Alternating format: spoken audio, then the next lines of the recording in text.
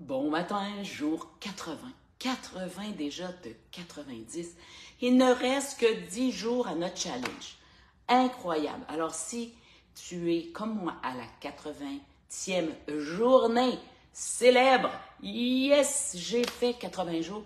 C'est peut-être la première fois de ta vie que tu t'entraînes tous les jours 5 minutes.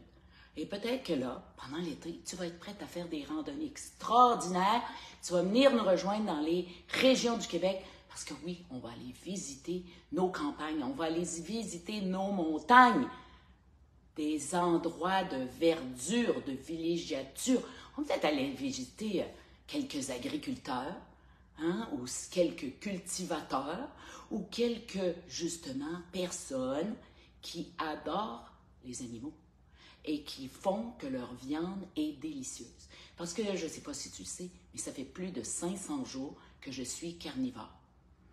Puis je vais quand même au restaurant, je vais quand même manger chez des amis, et je reçois ma famille et mes amis. Et il ne manque jamais de verdure.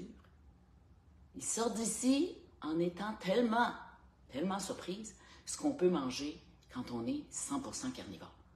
Et c'est ce que je vais faire découvrir aux dizaines de femmes qui se sont inscrites à mon challenge, mon nouveau challenge d'une année. Parce que oui, c'est pas facile pour tout le monde de transformer son mode de vie. Et pour maintenir, optimiser notre corps, notre cerveau, notre silhouette, ben ça prend pas 30 jours. Puis ça prend pas 60 jours. Et certaines de vous qui sont ici, je vois Diane qui est là ce matin, ça va faire presque une année, 364 jours. Ben, cette année, on avait une journée de plus, qu'elle est carnivore. Est-ce qu'elle a mangé des légumes au cours de son année? Mais oui. Est-ce qu'elle a pris un petit verre de vin pendant son année? Mais oui. Mais son corps est tellement en santé que c'est parfait. Et parfois, elle m'appelle, elle m'écrit, Geneviève, je suis allée vers mes anciennes habitudes de vie. Je mange un morceau de gâteau, j'ai mangé ci, puis là, je me tords de douleur. Eh bien oui. Le corps, quand il est bien nourri, il veut qu'on continue. Alors, on y va. On travaille ce matin les jambes, mais tu vas voir qu'avec les petits mouvements, on va travailler les biceps, la force dans tes avant-bras, mais aussi dans le dos. Alors, on y va d'un côté et de l'autre. Et si tu as mal aux genoux, petit coussin, le petit tapis pour laver tes planchers, ça fait beaucoup de bien. Ou va dans une boutique de yoga, achète-toi des petits tapis. C'est parfait. Et à mesure que tu vas pratiquer ces petits mouvements-là, ben, tes genoux vont commencer à regagner de la force. Et de l'autre côté, respire bien. Apprends à respirer. Quand on sait respirer, ben, quand il arrive un stress dans notre journée, on peut repousser ce stress-là beaucoup plus rapidement que quelqu'un qui ne sait pas respirer. C'est une formule incroyable. Et là, on y va encore pour une dernière fois. Et on met le genou devant. Et on alterne.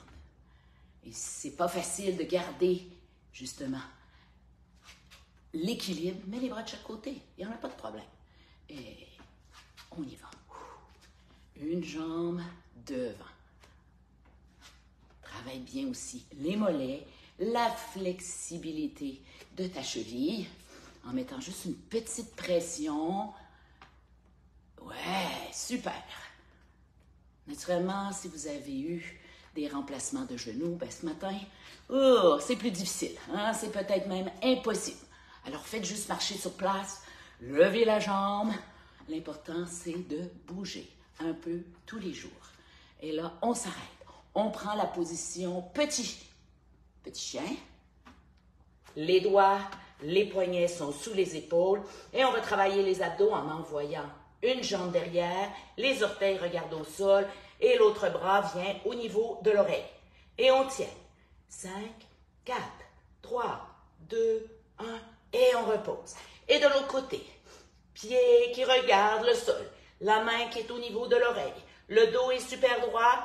5, 4, 3, 2, 1 et roule les orteils. Alors peut-être que comme ça tu vas mieux voir. Je roule mes orteils. Mes deux bras sont dans la même position et j'inspire et en expirant, je monte les fesses. Et j'étire. J'essaie de déposer les talons au sol, très difficile. Pour certaines, on manque de flexibilité dans nos chevilles. On tient la position, la tête est entre les deux bras pour 5, 4, 3, 2, 1 et on revient au sol. On reprend la position et cette fois-ci, on va y aller pour la planche. Bras bien tendus toutefois et tu vas voir, tu ne pourras pas voir mes fessiers parce que les fesses sont basses. On envoie les jambes derrière et on tient. On tient. Les bras sont hyper tendus sous l'épaule et on tient pour 10, 9, 8, 7, 6, 5, 4, 3, 2, 1 et on reprend la position petit chien et on retourne pour nos abdos. Bras devant, jambes derrière, pliés, flex. Soulève le plus possible la jambe, le bras aussi. On regarde au sol, le dos est droit et on tient pour 5, 4, 3, 2, 1. On revient. De l'autre côté, les orteils regardent au sol. Le bras est tendu près de l'oreille et l'autre bras de soutien bien droit. Et on tient pour 5, 4, 3, 2, 1. On reprend la position. Frise les orteils, on inspire et en expirant, soulève. Viens déposer les talons au sol, la tête est entre les deux bras et on tient pour 5, 4, 3, 2, 1. Dépose les genoux, inspire, envoie une jambe derrière, deux jambes derrière et on tient. Les fessiers sont bas, rentre bien le bedon et on tient pour 10, 9, 8, 7, 6, 5, 4, 3, 2, 1. On dépose de nouveau. On prend le temps de bien inspirer. Expire. Et encore une dernière série. Soulève le bras, l'autre jambe. Les orteils regardent par terre. Le bras est bien tendu. Et on y va pour 5, 4, 3, 2, 1. Change de position. On alterne. Les orteils regardent au sol. Et on tient pour 5, 4, 3, 2, 1. Retourne dans la position petit chien. Frise les orteils et soulève. On dépose les talons au sol et on tient. La tête est entre les deux bras. Et on tient pour 5, 4, 3, 2, 1. On remet les genoux au sol. On inspire. On allonge une jambe, l'autre jambe et on tient. Rentre bien le bedon, protégez le bas de ton dos et on y va pour 10, 9, 8, 7, 6, 5, 4, 3, 2 et on dépose. Yes! Et on y va pour un petit étirement tout simple que j'adore. Les mains sont toujours sous les épaules, les doigts bien écartés et on balance. Avant, arrière. Prends le temps de bien respirer. Travaille la flexibilité. Les orteils sont couchés au sol. On prend le temps de bien respirer. Inspire, expire. Devant. On va un peu plus loin derrière. Devant. Encore un peu plus loin derrière. Et on va le plus loin devant. Et là, on va aller mettre fessiers, talons. On allonge les bras. On vient mettre la tête au sol. Et on prend une grande respiration. Inspire. Expire. Encore une fois. Inspire. Expire. Et position petit chien de nouveau. Et si tu veux travailler tes poignets, tu peux faire le mouvement vers l'extérieur ou l'intérieur. Et on va balancer de nouveau. On ouvre un peu plus les hanches. Alors, tu vas avoir l'impression d'être une grenouille. Les hanches sont larges, les mains sont de chaque côté, les bras sont bien tendus et la même chose. Avance et recule. Rentre bien le bedon. Et là, les fessiers vont aller dans le vide parce que tes jambes sont bien écartées. Tu peux placer les pieds de chaque côté comme une grenouille. Exactement. Recule plus loin. Et encore. Pour 4. Et au 5e, on s'en va le plus bas possible. Si tu es capable de déposer, allonge les bras. Viens déposer la tête au sol. Oi, oi, oi, plus difficile. Et on tient la position. Inspire. Expire. Inspire. Expire.